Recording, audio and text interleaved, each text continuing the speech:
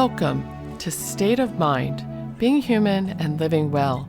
I'm the producer and today's host, Deborah Sloss, licensed marriage and family therapist, and my pronouns are she, her. In today's episode, I'm joined by guests Bill Trimpi and Birch, who share about their experiences healing from the lasting impacts of growing up in dysfunctional families. Originally recorded and broadcast in 2019, this interview's been remixed and had new features added for today's show. Many people grow up in what could be described as dysfunctional families. This dysfunction could be due to a whole variety of circumstances. Parents struggle with alcohol, drugs or mental health issues, or from exposure to domestic violence, physical or psychological abuse, or parental neglect. It can also be from growing up with a parent or parents with inadequate parenting skills or resources. These adverse childhood experiences can continue to have mental health and physical health effects well into adulthood. Today, we're going to be discussing an array of ways to heal from such experiences, including the role that the 12-step program, Adult Children of Alcoholics and Other Dysfunctional Families, or commonly referred to as ACA, can play. With me today is Bill Trimpi, who as a young boy played in nature and developed an inclination towards self-care and love of the natural world. Since the age of 25, Bill's focus has been on self-improvement and enlightenment. Also here today is Birch, an Adult Children of Alcoholics participant and sponsor. Birch has explored and intimately engaged in a variety of communities throughout his life. Each of these offered a different structure, approach, principles, and practices for developing emotionally, mentally, and spiritually. Welcome, Bill and Birch. So glad you're here with us today. Thank you. Good to be here. Thank you, Deborah. So, Bill, can we start with you? Because you contacted me to tell me your story about healing yourself from a difficult childhood over the course of your life. And now, at age 70, you said you feel like you're at a point that you'd like to share some of what has been helpful to you with others, and you thought it might be helpful for others. So will you tell us about what kind of family you grew up in, and what was that like for you? Yeah, thank you for that. I grew up in first of all, it makes sense to me to say my family was dysfunctional, and I also had a lot of good time with my family, and there's a lot of love there and connection. I really appreciate you say that, because for many people it's not all one thing. Yeah. So it was definitely a mixed bag. And so I got involved in nature, and I really got into sports and activities, and that was good for me because I had a lot of energy. Now, what wasn't good for me was what I would call neglect. I played all day long. We used to go out into nature with my brother and my sisters and different family friends, but a lot of times I think I just wanted to cool out. I wanted to just be rather than constantly doing. And I think that was a function of neglect. I wanted mom, I wanted dad. My parents were divorced when I was 6 or 7. I lost my favorite uncle around that time, who actually I looked at as my dad almost. So not having an adult that could really be with me and love me and care for me, encourage me, hold me, that was no way. And that's really what has been the forefront of my whole recovery in basically my whole life. Can you say what the impact of those early experiences have been, both in your younger years, and then how did you see that taking shape into your adulthood? Yeah, the impact was through high school, up through college, I had a pretty good time. I was I was really good at sports. I played in high-level soccer and other sports, but mostly high-level soccer. I had pretty much a lot of accolades all the way through college. And so I didn't really, I had a great time. But when college was done, that was an unfocused time. That was a time that I had no guidance, pretty much. And so, except my own internal guidance, which I call, I make that sound like I was flying by the seat of my pants.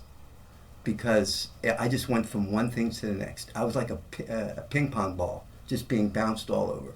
Traveled all throughout the country, all kinds of teachers, all kinds of teachings, and that was really wonderful. But the main thing was neglect. I did not have guidance. I didn't have an inner guidance that I would just sit and meditate. Is this really right for me? It was more, boom, just go to the next thing. Boom, just go to the next thing. That was how I lived from 25 to actually all the way from 5 years to 5 years old, you're saying? From 5 to 40. 5 I to 40. lived that way, basically from 5 to 40. Mm-hmm. And I'm grateful for it because I tried many, many different things as a result of being a ping pong ball and flying by the seat of my pants. I tried many things. But I didn't have the guidance. I didn't have the ability to just say, hey, does this feel right?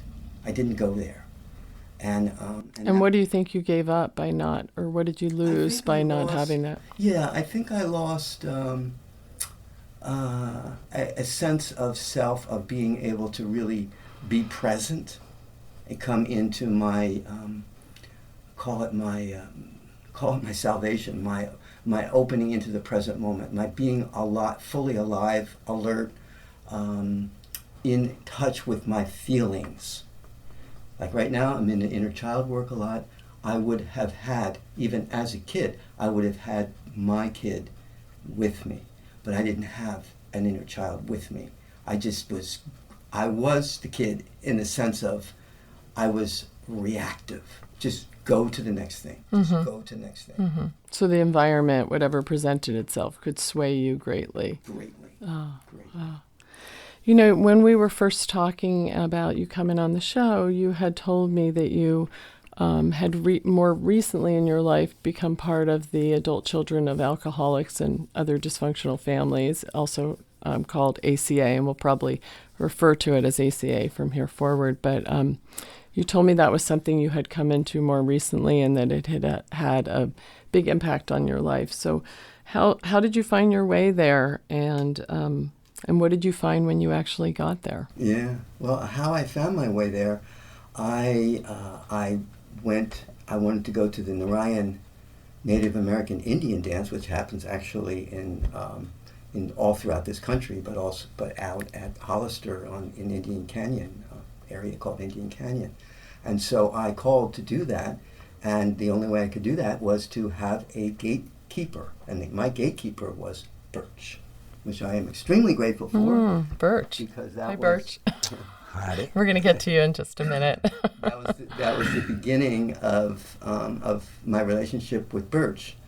And so Birch was involved in ACA, and it was just natural for him to share about it with me, and those were seeds that were being planted, and that grew to me saying, I think it's time to try this ACA thing out. Birch loves it and has been doing great with it. Why not? I'll try it. Mm-hmm. So it had a lot to do with Booster Curry. Well, that's a great introduction, because I actually want to turn to Birch and ask him, you've heard Bill sharing about his story of growing up in, what he would call a dysfunctional family, and kind of the long healing journey that he's been on, and ultimately finding his way to ACA. And you're here as a member of ACA, a participant, a sponsor, and someone who takes some leadership in the organization. So can you describe how you yourself became involved in it and what roles you've played within that organization? This seems like a good time to read why I was sort of almost tricked into doing this whole program. Okay? Yeah. So here it is. Yeah, and then Here it it'd be is. great, Bill, if you have any comments about what you see in that, in yourself. So this is called the laundry list, and this is read at every meeting. And oftentimes you get a little newcomer pamphlet so you can take it home and read it again. So here it is. Number 1, we became isolated and afraid of people and authority figures. 2, we became approval seekers and lost our identity in the process. 3, we are frightened by angry people and any personal criticism. 4, we either become alcoholics, marry them, or both, or find another compulsive personality, such as a workaholic, to fulfill our sick abandonment needs. 5, we live life from the viewpoint of victims, and we are attracted by that weakness in our love and friendship relationships. We have an overdeveloped sense of responsibility, and it is easier for us to be concerned with others rather than ourselves. This enables us not to look too closely at our own faults. 7, we get guilt feelings when we stand up for ourselves instead of giving in to others. 8, we became addicted to excitement. 9, we confuse love and pity and tend to love people we can pity and rescue. 10, we have stuffed our feelings from our traumatic childhoods and have lost the ability to feel or express our feelings because it hurts so much.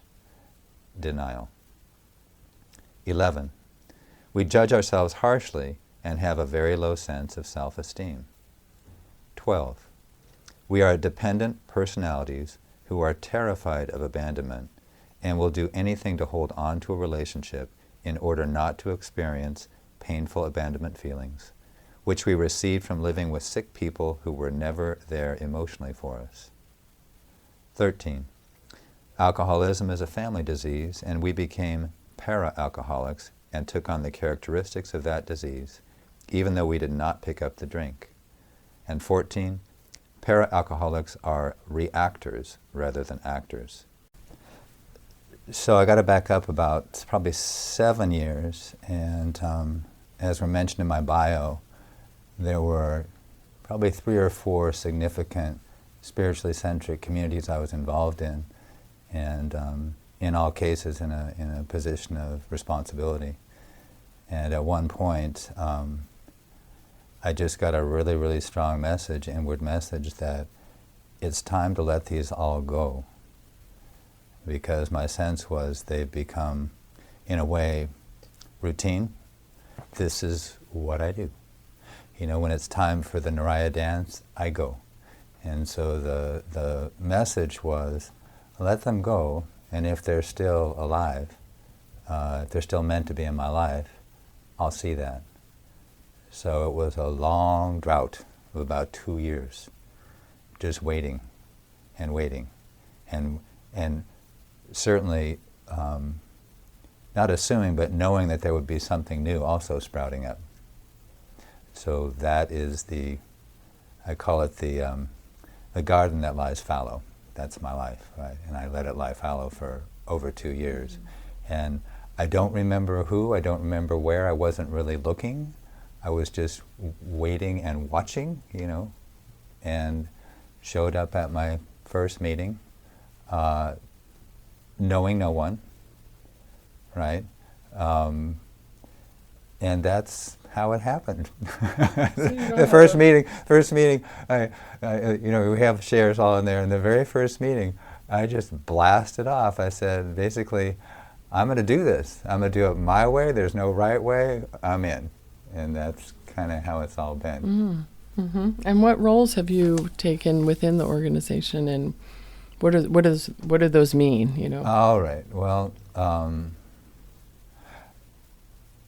I think what's important in general about ACA and what's unique about it is that it's not a matter of life and death. It's really something that is self-driven for the health, the well-being of your life. And so people don't go to the meetings to stay sober, unlike all the other programs. And so what that means is, and it's hard work, it's really hard work, it's grueling work. I mean, it's really grueling.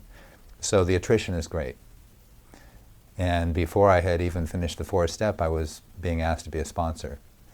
So, which I didn't do. Other people said, you need to get through at least the 4-step before you can do that. But I came in with a lot of skills and experience that put me in a position that it kind of looked like I knew what I was doing, I think. But I was aware that, no, I'm not ready.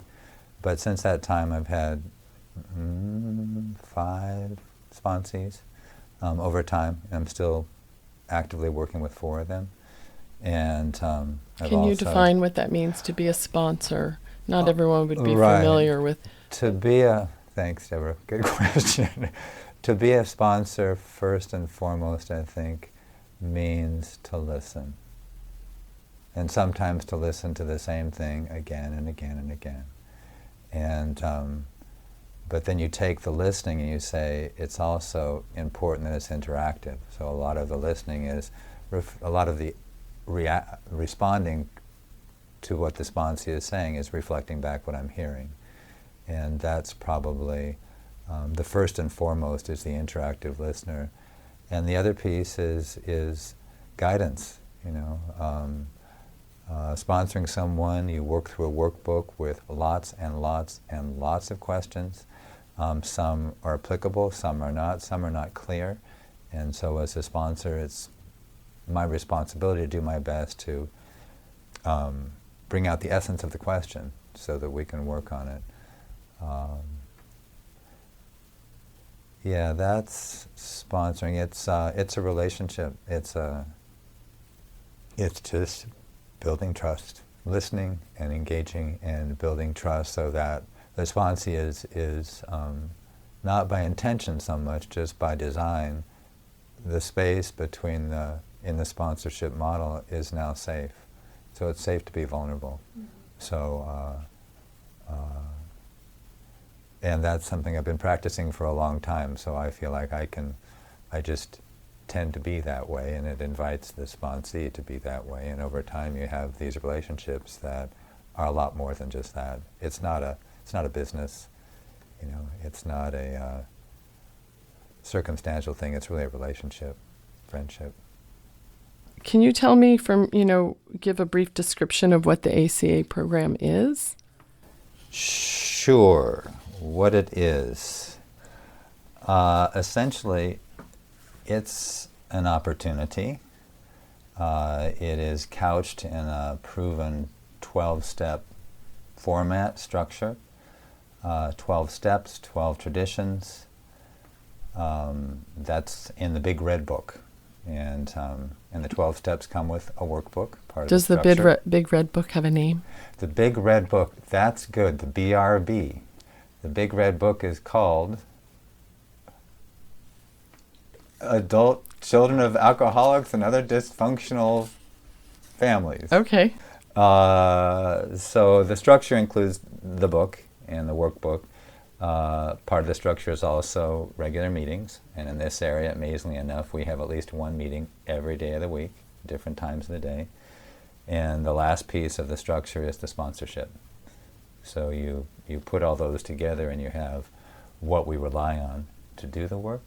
So I brought the script that you hear at every meeting. So it's an invitation. Can I read a little bit of it? Oh, this is an invitation to people? Yes. This is what you hear the first thing in the meeting. Mm-hmm. So there's a welcoming, and then we meet to share the experiences we had as children growing up in an alcoholic or dysfunctional home. That experience infected us then, and it affects us today.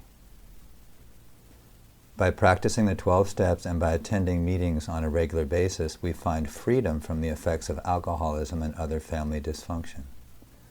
As ACA members, we identify with the laundry list traits, yet we learn to live in the solution of reparenting ourselves one day at a time. So that doesn't make a whole lot of sense to the newcomer, but that's the gist, right? But then when we get here, it begins to really, I think, begin to connect with the thoughtful person that, hey, the ACA program's not easy, but if you can handle what comes up at 6 consecutive meetings, you will start to come out of denial. Confronting your denial about family addiction or dysfunction will give you freedom from the past. Your life will change. So this is what we hear every time for everyone, and there's a sense that it's hard, and you hear that right off.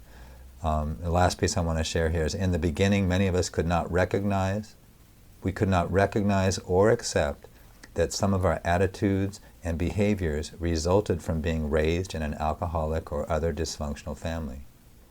We couldn't even recognize it.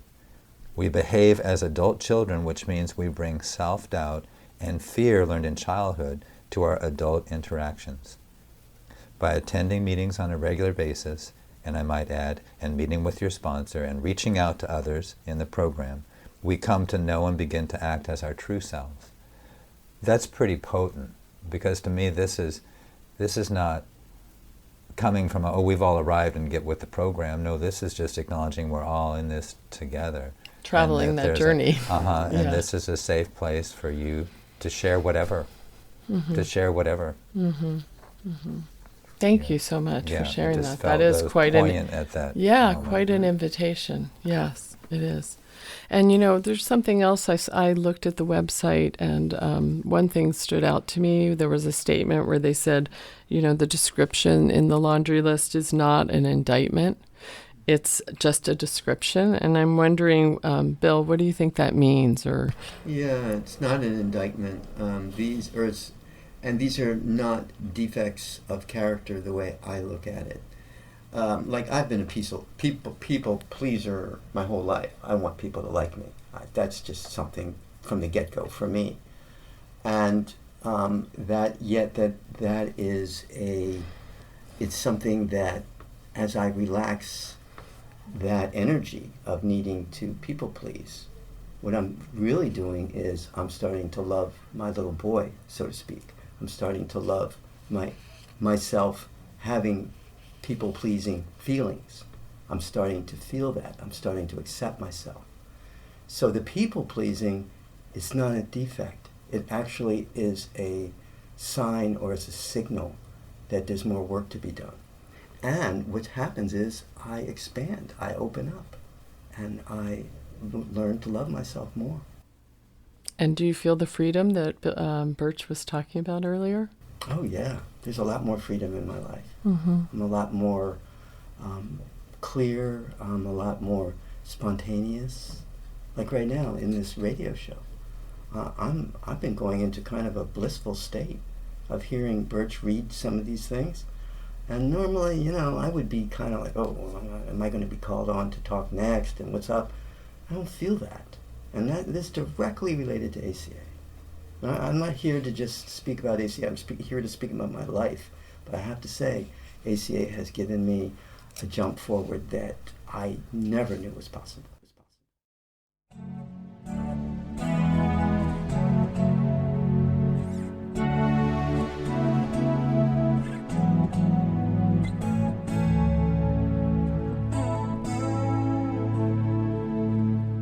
This is State of Mind, Being Human and Living Well.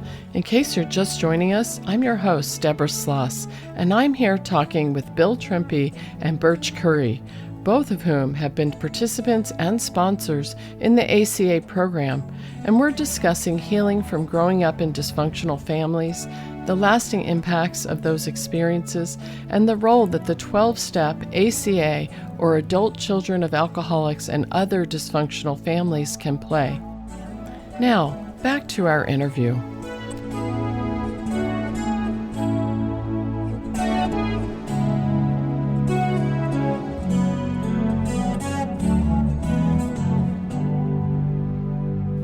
So there was something else that was mentioned. I'm not sure. I think it was in the last part that you read, Birch, which was one aspect of the solution is to become your, the literature says to become your own loving parent. And I'm wondering, what you would say this means, and is this something that you personally have worked on? Yeah, this is, it begins the solution. And in a way, if when I'm coming from that place in my own life, you might say in that moment I've arrived. So one way, when I look at loving parent, well, and a lot of these lofty concepts, well, what is not a loving parent? That would be my mom. That would be my mom. And we were provided for, right? Decent home, always food, clothes, not high-end, lower middle class. So all that was done, and she wasn't there. She was a single mother, and literally she wasn't there a lot. And so the neglect and the abandonment that's spoken about, for me, and I think Bill mentioned it too, my father exited stage left when I was 4.5, so I was abandoned there, but my mom was still there. She was there physically, but she was not there emotionally. So that's not a loving parent, but that's the modeling that I got. Mm-hmm. And working through that in this program, a loving parent with gentleness, humor, love, and respect. Those are just 4 attributes of a loving parent. And so that's what it is, kind of definition, and I think each one of us works through that according to the not loving parent that we were raised by. Mm-hmm. What was missing, and then it's now, as adults, looking to be free of the child dysfunction we brought into our adult expression. What we're wanting to replace that with is the loving parent approach, at least with respect to, for me, my personal work. How I express that outwardly certainly shows if I'm doing my personal work. More at ease, mm-hmm. more free, more confident, less self-demeaning, mm-hmm. So yeah, it's kind of all that good stuff. Loving parents, like that's the parent that I always wanted, and I want to meet the person that had that. Yeah. 24/7. Yeah. Yeah. So a loving parent. That's what I feel most of this work that I'm doing now is about. That at any given moment, am I like in victim energy, in reactive energy? Am I coming from being present, being, like I've mentioned before, alive, alert, in my body, embodied, connected? And if I am, then I'm a good parent. I'm the parent that I've always wanted. Me. I am the parent that I've always wanted. So that connection to the being that I am, to this planet Earth that I live on, this environment, this present moment, that connection is me being a loving parent. I am my own loving parent. And that's what I feel that this journey is about. Mm-hmm. And I love it that we have that to think about, to hear over and over again. Are you being a loving parent right now? Are you taking care of that little being within you, so to speak? Which is just, are you taking care of your feelings? Are you in touch with your anger? Are you in touch with your rage and your hurt and your sadness? Am I in touch with that? And that is so valuable. Or even just to go further with that, and am I in touch with my joy? Mm-hmm. Am I in touch with my happiness? Am I in touch with my feelings at all? Mm-hmm. And I know that for me, and I think this is someplace that I dare not go, I'm going there anyway. For me and everyone I've ever met in ACA, it's the common experience. Our feelings have been squashed, right? So myself, everyone I've met in the program, there's what are feelings? Yeah, we feel good, we feel bad, but business as usual. We're going to just go right through this in a sense. And for me personally, all I could say in the very beginning when I was getting deeper into the work was, I'm uncomfortable. I'm just uncomfortable as I was being. It's interesting that tapping into the whole what are all these feelings tends to be through the negative ones, But ultimately, it's the beginning of feeling again. It's the beginning of feeling again, and going through all these responses, bodily and otherwise. That's like, whoa! I really haven't ever felt that way. So in a sense, that's kind of like beginning to be emotionally free, because Which includes the positive feelings too. yeah, includes them all. Ultimately, yeah. Any of them, it's so yeah. Well, it's interesting to hear you both talking about it. It makes me think about a couple of things. In therapy, one of the languages that we often use is, what is our self-talk? How do we communicate with ourselves? And, I find working with people to be more like compassionate and gentle with themselves in a way that's very much like developing that inner parent, right? Training that voice within ourselves to be supportive and compassionate. And also, just one of our previous shows that I did was on, it was going to be on compassion in general, but as we started to talk, it became really clear that it almost always has to start with self-compassion. That, finding that first enables you to feel those feelings, those heartful feelings for other people as well. So if people find that interesting, they might want to listen to that show as well. I'm wondering, Bill, if there were other things that contributed to your healing journey, besides ACA, and what role did they play for you? Mm-hmm. Well, yeah, the different teachings, especially presence teachers that I've been involved with. Actually, I still am. Like, for example, Leonard Jacobson is a really good presence teacher, and he teaches around the world, and I still go to workshops for that through him. And so just having teachers that talk about what is it to be in this moment right now? What is it to be in this moment? How important is it? And it's that focus that actually shows me, well, if I'm not present, where am I? Okay, so I'm stuck in my mind.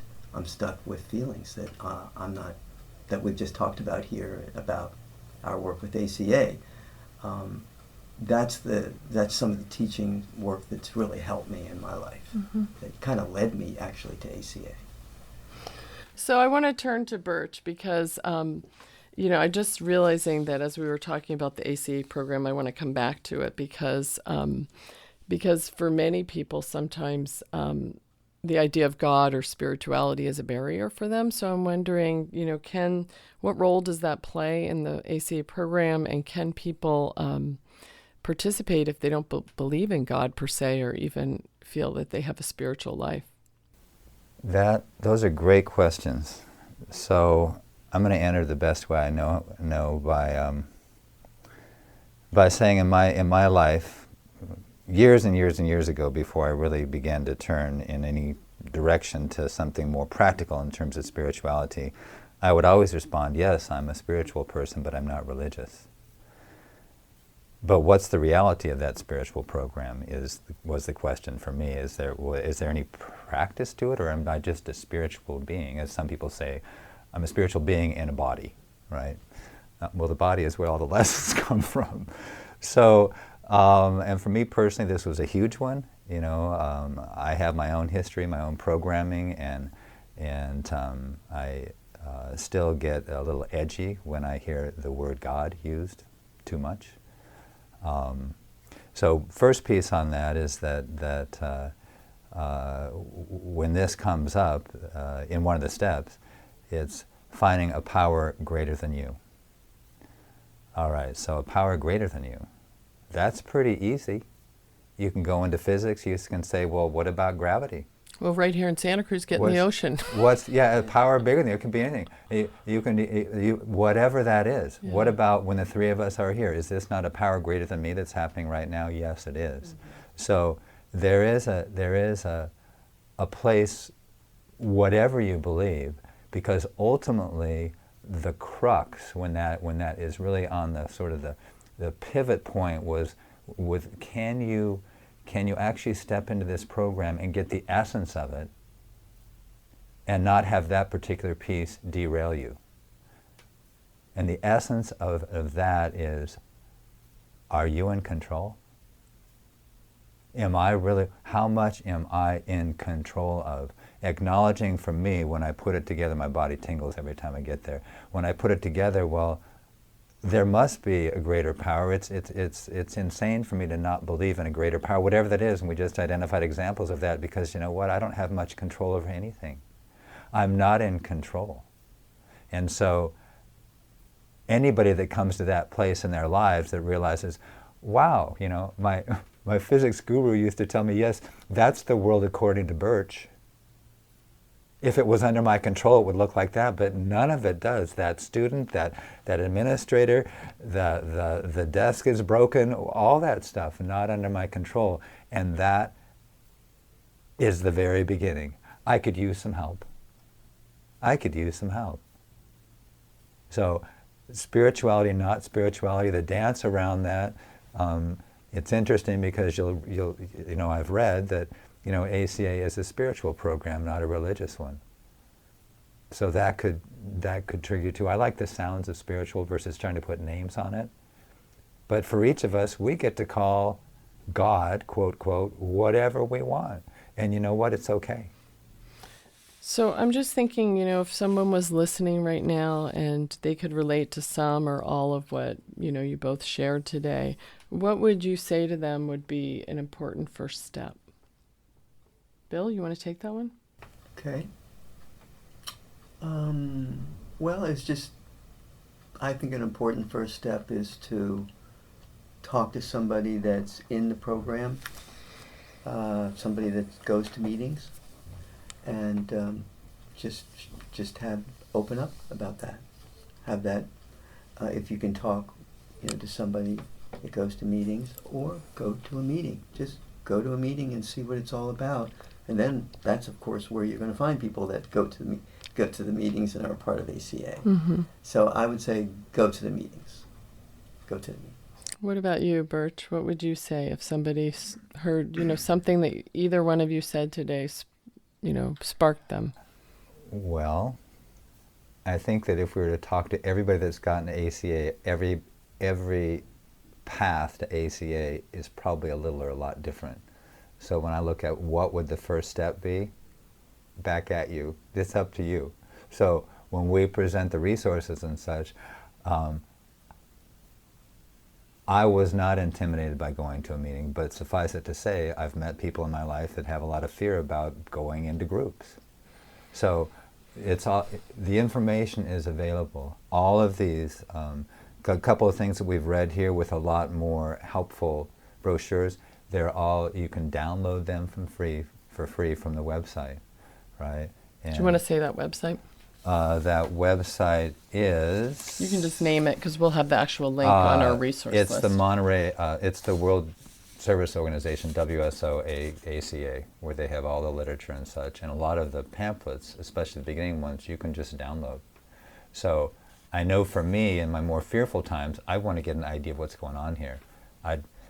Probably for me, here's the laundry list. Okay, all right. A few of those got my attention. Now maybe I'm curious. I'm not saying what anybody else might do, but the entry points are numerous. Right. And I know friends that can't get to a first meeting, that have talked about their interest and they can't go. Outside of going to meetings, are there things that you do, either of you, that help maintain, the work that you've done and what you've learned there? Let's see. Well, the inner child work is really good for me. So I actually, this is not really outside of meetings, I just wanted to mention it. It's more have to do with ACA, but I've also been doing inner child work since 1993 in many different capacities. But not until I got into ACA to where I started to really go deeper do I really understand what having an inner child is about. And that is a new thing, and it's right now it's opening up, and so I'm kind of being with fellow travelers now with this inner child idea, and we're communing in a level that I have never done with anybody else before, and it is kind of expanding into what I would call a spiritual kind of awakening or experience that I'm having.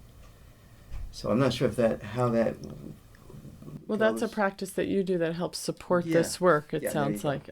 There you go. And that leads me into meditation. And then, of course, I do yoga and dance. And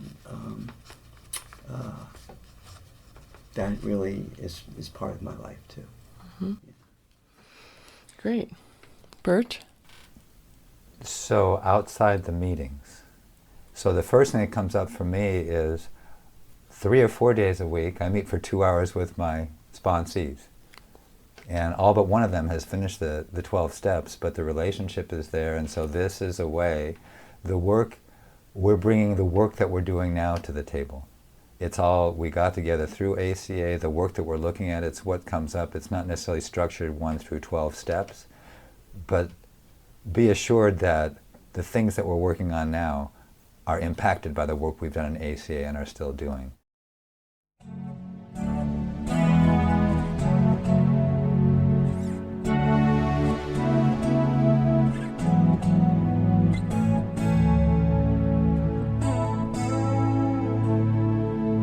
This is State of Mind, Being Human and Living Well.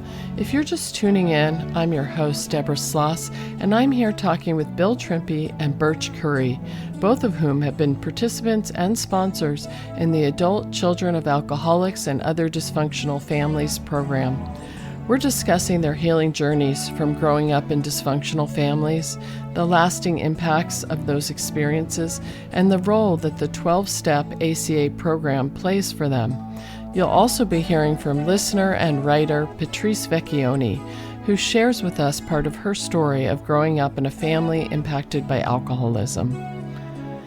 Every State of Mind show has a resource list, and the resources we talk about today and more can be found on the show notes for this episode at stateofmindmedia.org.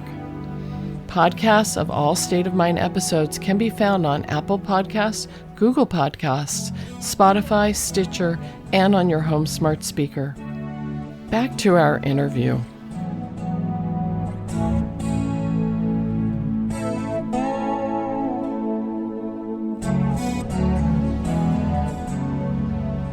So we are going to have to wrap up, but I'm wondering, as we come to the end here, is there any, closing comments or points that you want to be sure to leave our listeners with? Yeah, for me, just I want to go back to the inner child again because it's so vital for me right now. My work has shifted with that, and I want to put this out because it's just top of the line for me. So most of my work with inner child has been connecting with my inner child. In other words, what am I feeling? So there's like a dialogue, there's self-talk as you talked about. It's self-talk and that compassion with myself. But it's shifting now so that I actually talk to other people and I ask them, or they ask me, can we call our little children here? Can your little children come and play in the sandbox? Can we do that together? Can we talk? Can we talk?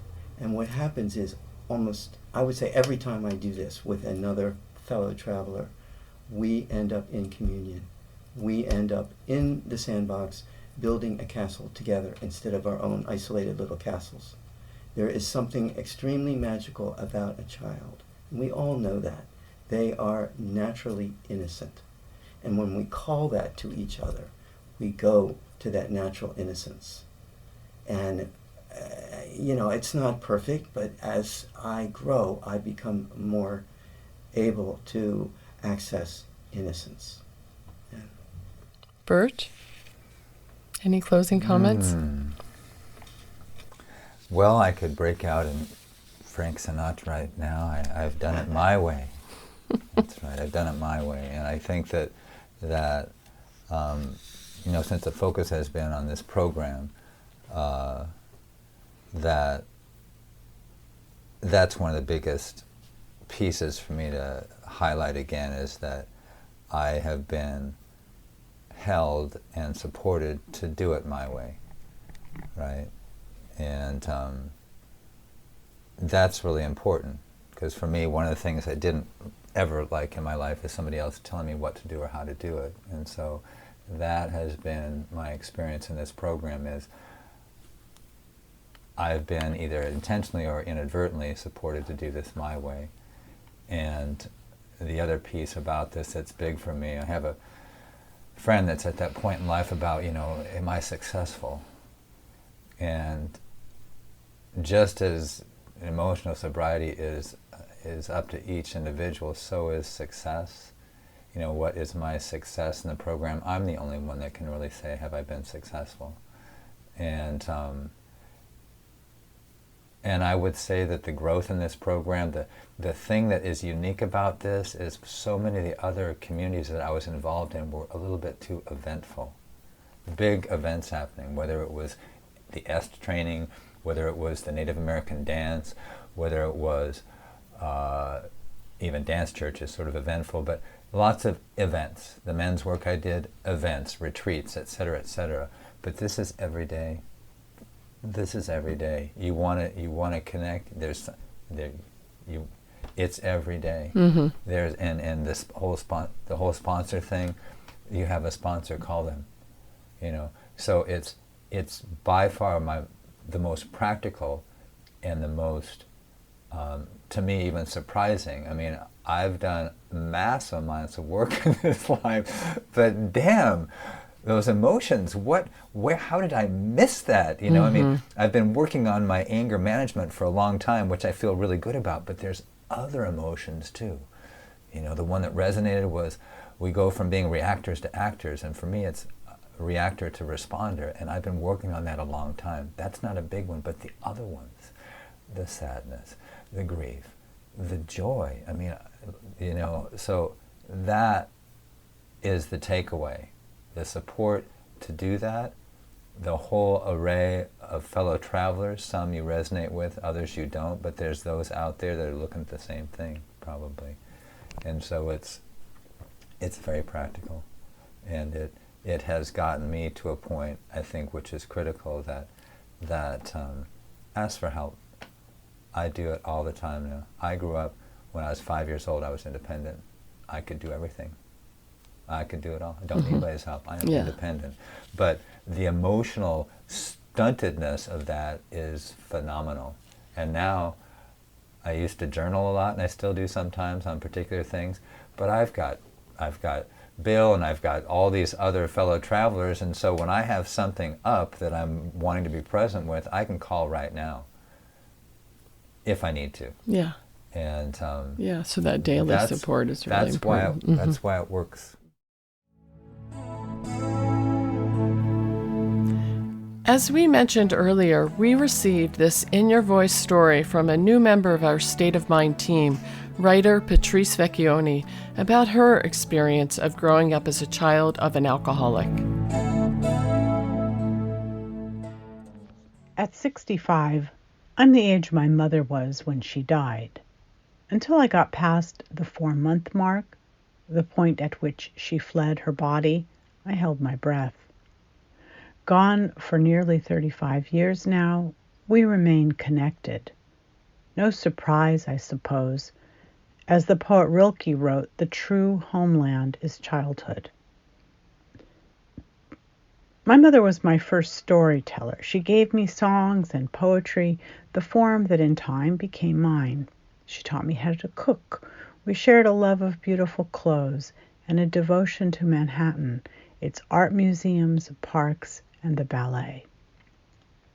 Without intending to cause me harm, but in a misaligned attempt to preserve her precarious sense of self, my mother was also the one who taught me to distrust myself, to doubt my perceptions of reality, a lesson that took me more than 30 years to unlearn, though perhaps we never actually unlearn anything. Rather, we forge a new path in our brains and do our best to follow it instead of the old, well-worn one. The first time I realized there was something amiss with my mother was the winter morning when I was maybe 6. Our family of 4 was getting ready to go to my grandparents', something we did every Sunday until we left New York. It was always a boisterous affair, replete with cousins and a table overflowing with delicious food. An event my mother never enjoyed. The wine was homemade and the company equally unrefined. Standing in the hallway, putting our coats and hats on against the cold, my mother abruptly stopped and began to slowly pull off her gloves. "I don't know where all of you are going," she said firmly, "but I'm not going anywhere." Her eyes were vacant, so I turned to my father, who looked at her askance and found no solace there. Something's really wrong, I thought.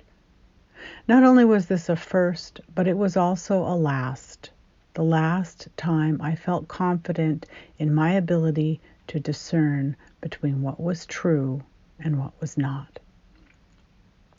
Because my mother's sense of reality wasn't reliable, my life became confusing. It was as if at one moment she'd declare our couch was brown and the next decisively announce that it was white. Children depend on their parents to guide and help them navigate the world that is new and unfamiliar. I became a vigilant watcher. My mother's truth depended on her mood. Her mood depended on alcohol, but something other than that too. Could I catch the moment that my mother's behavior began to shift so that I could gauge how to be around her if I ought to stay out of the way? It was years later before I concluded that she suffered from untreated bipolar disease. The story my mother used to tell was that when she was a teenager, she was extremely skinny. Though it was during Prohibition, the doctor told my grandfather to brew beer in the cellar to, quote, fatten Peggy up. Was that the start to her lifelong alcohol addiction? We'll never know. By the time we moved to Santa Cruz in 1967, my mother was drunk by early evening. I remember watching her transform into someone I couldn't reach nor understand. How I'd long for the good mommy to return. I didn't like the slurred speech or the sloppy way she'd move. And I especially recoiled from the mean words she'd yell at me, my sister or father, and the arguments that might ensue. Until high school, my mother was the pendulum I swung on, vacillating between being her confidant and ally and seeing her as my enemy. But then, trying to work through my confusion, knowing the power of poetry, I took up a pen.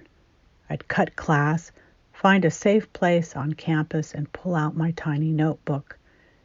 It was the way I began privately at first to articulate what I knew to be true. By keeping my poems hidden, nobody could criticize them. Writing not only became my emotional salvation and the key to my independence, it went on to become my way of life and livelihood. Though I don't know the genesis of my mother's mental instability, nor all of why she used alcohol to self-medicate, I know her childhood had its challenges.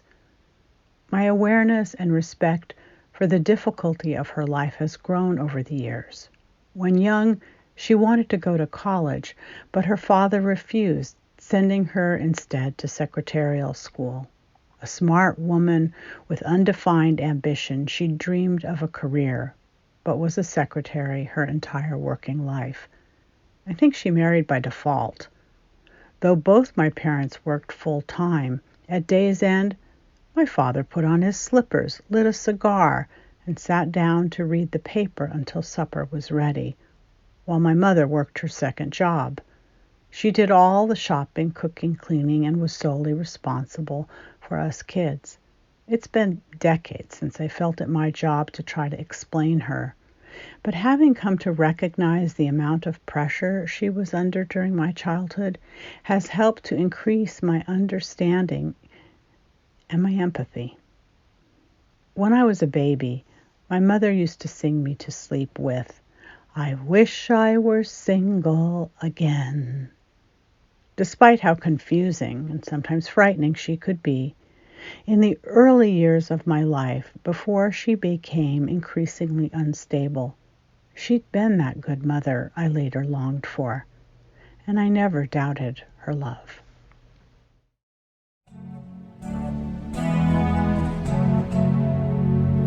I want to say a huge thank you to our guests today, Bill Trimpi and Birch Curry, and to our In Your Voice contributor, Patrice Vecchione. And thanks to you for joining us here on State of Mind, Being Human and Living Well. New episodes exploring mental health and wellness are released the first Sunday of every month and can be found along with our complete archive on our website, stateofmindmedia.org.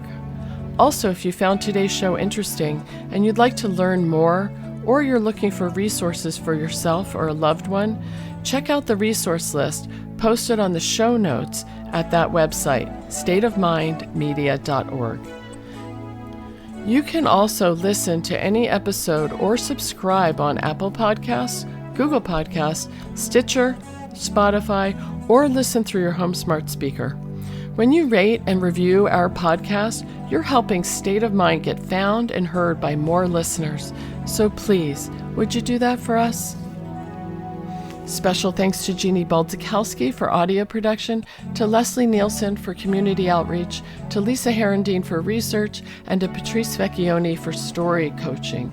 And thanks to acoustic guitarist Adrian Legg for composing, performing, and donating the use of our theme music. State of Mind was originally developed and broadcast in association with KSQD-FM in Santa Cruz, California. Come on back and join us again next month for a whole new episode of State of Mind. Until then, live well.